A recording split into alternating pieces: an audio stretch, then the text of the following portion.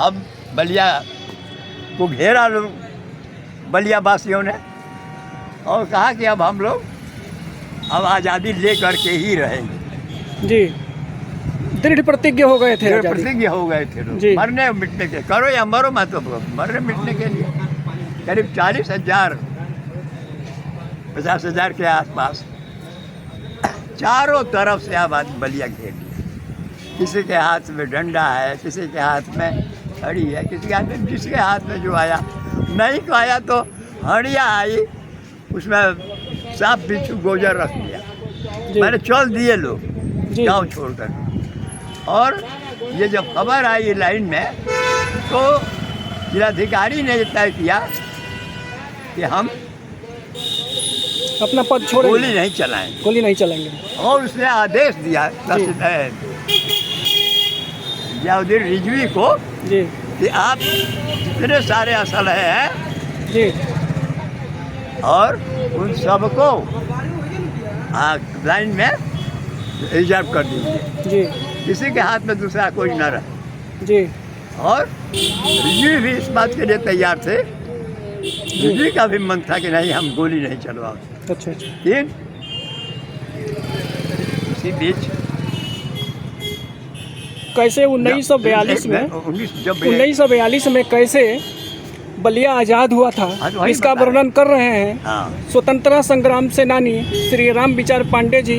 इनके मुखारबिंद से हाँ, आप हाँ। सुनिए। तो डीएम ने क्या किया, चले गए डीएम ऑफिस में और उन लोगों ने पंडित चित्तू पांडे जो कांग्रेस के प्रेसिडेंट थे उनको बुलाया और कहा कि पांडे जी अब बलिया को संभाले। उन्होंने कहा कि हम लोग कोई जिम्मेदारी नहीं लेते, जब तक सब लोग नहीं निकलेंगे हम लोग नहीं निकलेंगे। जी। तुरंत उन्होंने पूरा जेल का फाटक खोलवा दिया जी। और सभी जितने सत्याग्रही थे वो सब लोग बाहर निकल आए और आ करके ये निगम ने कहा कि चलिए जे निगम कार्यालय में, जिलाधिकारी, तत्कालीन जिलाधिकारी जे निगम। जी। हाँ जे निगम, हाँ। वो कहा चलिए हमारे कार्यालय में लोग आए और आने के बाद यहाँ पर उन्होंने लिखा जी। हम बलिया के प्रशासन का संपूर्ण दायित्व पंडित चित्तू पांडे पर समर्पित करते हैं। चित्तू पांडे जी कितने दिन तक के लिए जिलाधिकारी रहे बता थे? रहे हैं। और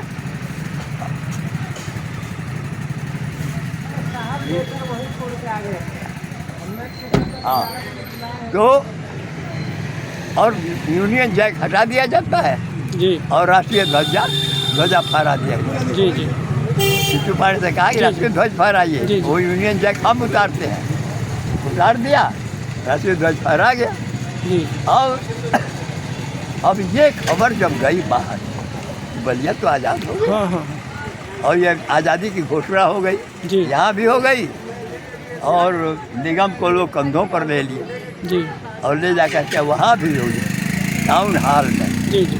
जो बड़ी भारी सभा हुई थी। तो उसमें ये घोषणा हुई और पांडे जी ने अब काम करना शुरू कर दिया। इसी बीच ब्रिटिश सरकार, जी। यहाँ का जो गवर्नर था वो अत्यंत नाराज था जी। और इसके बाद उसने बलिया को कंट्रोल करने के लिए मुरादाबाद के कमिश्नर को भेजा, जी। जी। नेदरटोल, जो सिर्फ जलाना और मारना ही जानता था।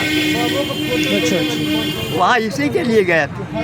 जी। और यहाँ पर उसने ये आते ही ये शुरू कर दिया, लोगों का घर ठुकरा दिया।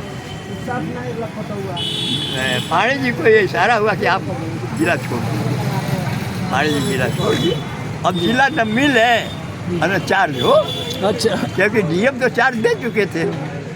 अच्छा। कितने दिनों तक थे ये जिलाधिकारी बलिया, डीएम का काम किए थे? कितना दिन तक चित्तू पांडे जी? चित्तू पांडे 14 दिन तो लोग बता रहे हैं। पांडे 14 दिन तो कहा जाता है। जी। जी। क्योंकि एक हफ्ता रहे। 1 हफ्ता रहे थे। हाँ, अच्छा। कुर्सी पर। जी। जी। और उसके बाद वो आया तो सबसे पहले खोजा चित्तू पांडे। जी। जी।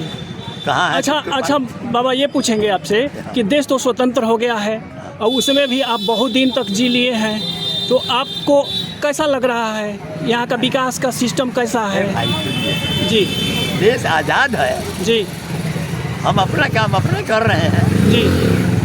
अपने देश का निर्माण हम कर रहे हैं। विकास से खुश है कि नहीं आप? विकास जो हो रहा है देश में, हाँ। उससे आप खुश हैं? अरे क्या करेंगे, जो कुछ तो हो रहा है। हाँ हाँ। अरे आप जी, देखिए, जी। कोई भूखा तो नहीं मर रहा, ना ना। जी ये जी तो है ना। जी और ब्रिटिश हुकूमत ने क्या था, गांव का गांव जी जी। यानी आपको बताते हैं। अच्छा, अपने देशवासियों को आप क्या कहना चाहेंगे, क्या हम मैसेज देंगे? देशवासियों को निवेदन यही करना चाहेंगे कि आज जो व्यवस्था चल रही है उस व्यवस्था को कायम रखो और स्वयं अपने परिश्रम करो और देश की तरक्की करो। जी, बहुत बहुत धन्यवाद था। ये थे रामविचार पांडे जी, पूर्व स्वतंत्रता संग्राम सेनानी। बलिया के विकास को लेकर ये संतुष्ट नजर आ रहे हैं जी। बहुत बहुत धन्यवाद। ठीक है बाबा, हो गया आपका, धन्यवाद। हम लोग बोलते हैं गरीब और भूख सही है, ठीक है बाबा, अच्छा दो चलिए फिर मिलेंगे। जी जी।